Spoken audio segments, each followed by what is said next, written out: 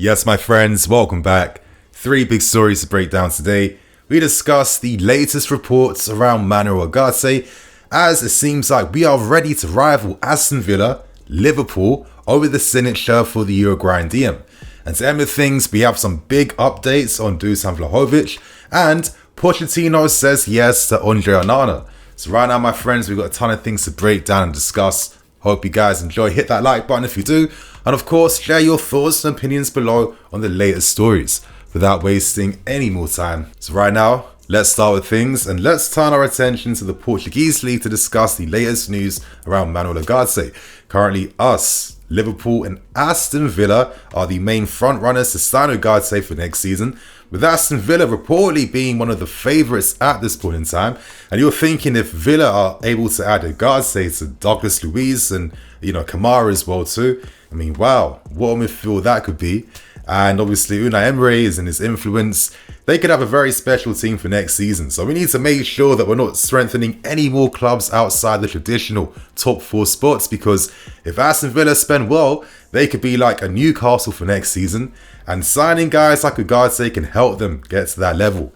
But regardless, going back to the Portuguese reports, they say that we are getting ready now to hold official talks later this week with Ugarte and his agent. And one thing that ends up helping us too is that Jorge Mendes is a representative working alongside Ugarte and his agent. And we all know the very public relationship that Jorge Mendes and Todd Boehly currently have.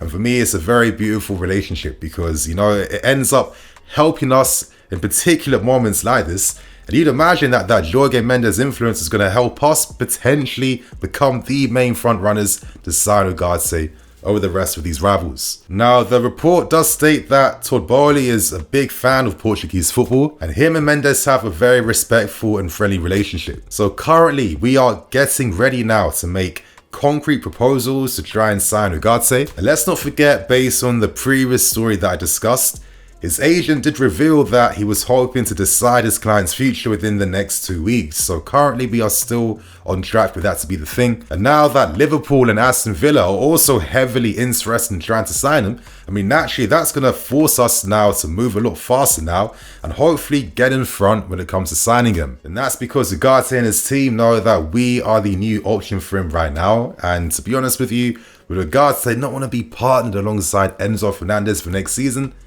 I'm not too sure. But anyway, I'm going to give some thoughts and opinions. And as we do know, Ugarte has a release clause of 60 million euros. So once you pay that figure, you can directly hold talks with the player and you don't have to talk to Sporting Lisbon. And I guess with this growing support around Ugarte at this point in time, is he a player that we can say no to? Now, in my opinion, ideally, I prefer for my DM to be maybe a little bit taller, over 6'2", 6'3" ideally, but midfield players with those dimensions in the market aren't really existing at this point in time. And I think, for example, a Declan Rice just costs way too much money considering the tons of options we currently have on the market. So in that case, signing Ugarte for basically £52 million, a guy that's been seen as a wonder kid since making his debut in Uruguay as a 15-year-old, a guy that had some of the best tackling statistics in the Champions League this season and domestically in the Portuguese league, and most importantly, a player that I feel really suits how Pochettino wants to play.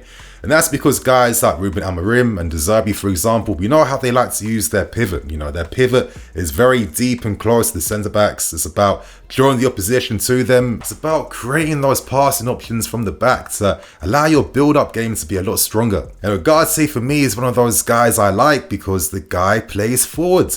He makes the forward pass. He doesn't pass on responsibility. He has the press resistance to command the ball under pressure.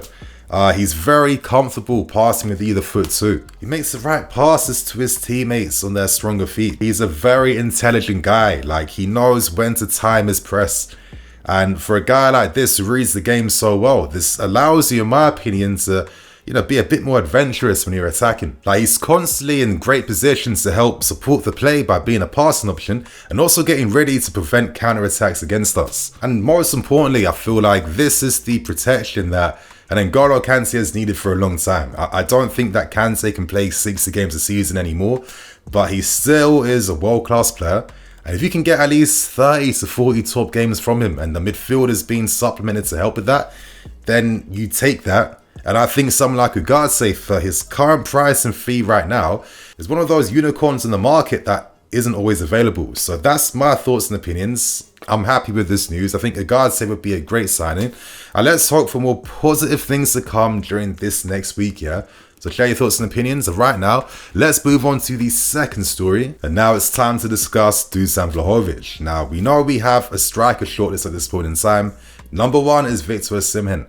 And part of that shortlist includes guys like Lautaro Martinez, Kolo Muani of Eintracht Frankfurt, and Dusan Vlahovic. Now, considering the potential difficulties we're about to face now in this next window when it comes to signing a new striker, it does make sense to build a very extensive striker shortlist and then go down the list of options until you find the best one you can actually get. So I think this is where Vlahovic makes a bit of sense, because currently it does seem like he is very unhappy at Juventus. He does want to move in particular, and Juventus are open to a sale. Now, Juventus have amortized like a year's gross salary as well as paying some of his transfer fee already. So even though they spent around like 80 million euros to sign him, I don't think you'd have to pay that amount of money to sign Vlahovic from them. Due to what they've paid already, like they're still set to earn some profit. And I guess for a guy that scored 14 goals a season, got 4 assists in, 41 games for Juventus, I don't know. For me, I really wasn't surprised by his struggles with them.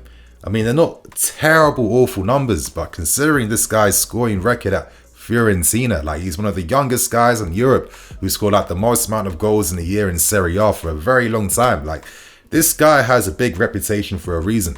But for me, I always felt like he would eventually struggle at Juventus, because I think under Allegri, he plays to win, basically. I feel like they're a very negative team. I feel like the strikers in particular don't get much support and service. And I kind of feel like a striker that can really work for Allegri is either like a proper target man who is okay, like being able to play against 2 defenders by himself, or someone like Morata that is like a jack of all trades that can run the channels, and he's going to put his shift in further up, but he won't necessarily get you 20 goals a season. Juventus had a ton of hope around Vlahovic. They spent big money for him, but in my opinion, a striker can't just single-handedly fix your attack. Like, these guys rely upon their service as well too. And I guess this is where I'll be in the defense of Vlahovic a little bit, because at Juventus, I mean, this guy can regularly be isolated from his teammates. I always felt like Vlahovic was more of like a Pochettino style striker. A lot of the goals he was scoring at Fiorentina, they were like on the break, right, on the last line. I feel like he has to develop parts in his game, like his hold-up play, for example. Receiving passes under pressure, and maybe some composure at times. I feel like he can be maybe a little bit one-dimensional in the sense that anytime he has a pass coming his way, his first instinct is to take a shot first time. Sometimes you don't always have to do that. Sometimes, you can take another touch first to really set yourself up. But outside of some of those niggles, which is natural for a guy that is still under 24, these guys don't reach their prime until at least 26, 27. For me, this guy is one of the best left-footed strikes in Europe. I think he is so pure and clean. He hits it first time.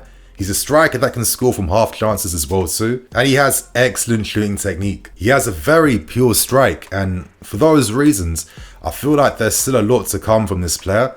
I don't think it's going to happen at Juventus. I just kind of feel like, Allegri's attacking plan doesn't really help him. There's not enough service his way. There's not enough link up. If he's holding the ball up, where's the midfield player to receive the layoff pass?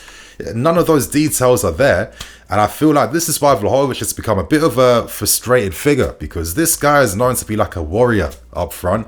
And it feels like he is lacking some confidence at times, even though, he has scored some really nice goals recently. But when players are deactivating social media, that's telling you everything you need to know about the criticism that they're facing from their fan base. So in that sense, would Vlahovic feel confident signing for us, knowing that, listen, we have a fan base full of people that have very high expectations on their players. The moment you're messing up, they're going to make sure on social media, and they're not going to stop. Who knows? But currently, us, Bayern Munich and Atletico Madrid are being offered the chance to sign Vlahovic next season. And for me, if we are offered this opportunity, I'm sorry, we have to sign this guy on a loan first with an option to buy.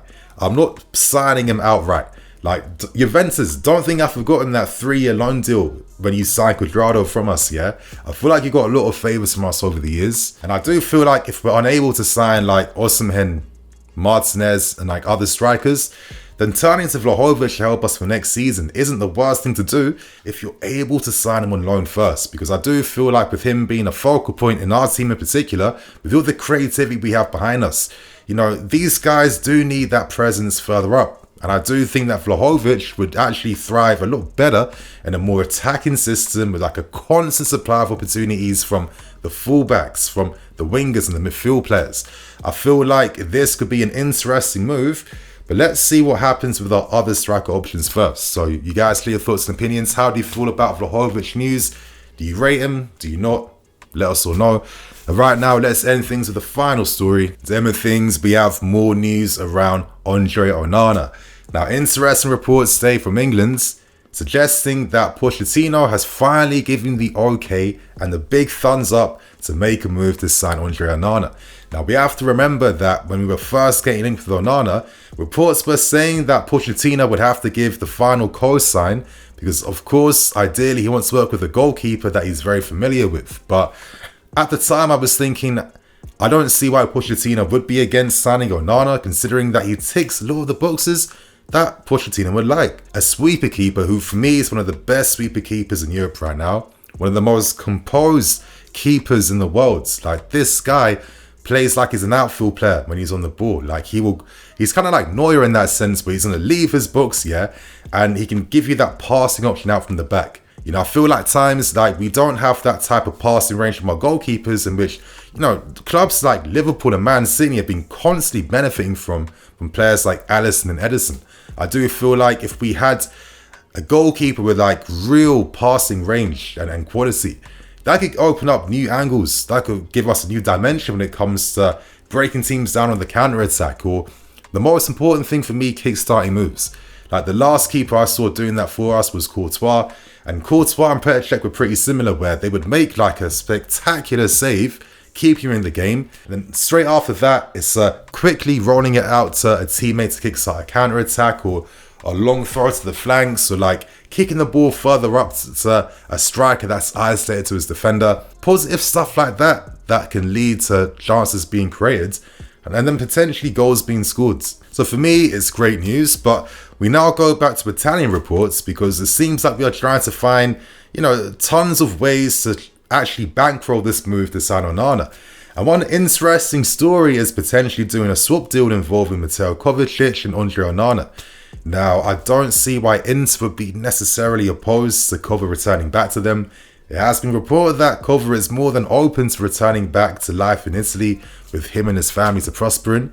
So this could actually work out. Time will tell. But compared to other options like Loftus-Cheek and Trevor Chalobah, Inter Milan weren't too interested in any player exchanges involving those guys. But I do think Mateo makes things completely different now, because they're generally adding like a top quality pivot player that would benefit them for next season. I think it makes sense. One thing that we're looking to do in June now is to prioritize selling players. I mean, we have so many players with plus requirements. You know, Pochettino wants a squad consisting of 24 to 25 men tops, and we have like 11 players that have to be shifted right now. And that's not going to be as easy, knowing that we also still have to sign players to help Pochettino. So if we can hopefully try and, you know, release some of these guys in player exchange deals, even though they're very unlikely in football, I think it's worth exploring. And if something can happen between Kova and Onana, I think I would take that, to be fair with you. Anyway, I think one thing that our keepers have been lacking in recently is that sense of composure and authority. I think that can really come on defense even more, because then your back four has complete trust in you in any in-game situation. And I think Onana is one of those goalkeepers that inspires that type of belief and that confidence. So let's hope something happens with this, because for me, I'm all in for Onana being our keeper for next season. So my friends, on that note, I'm going to wrap things up, keep things moving. Thank you for watching. I'm EFC. This is Blue Lions TV. I'll catch you guys later with some more videos.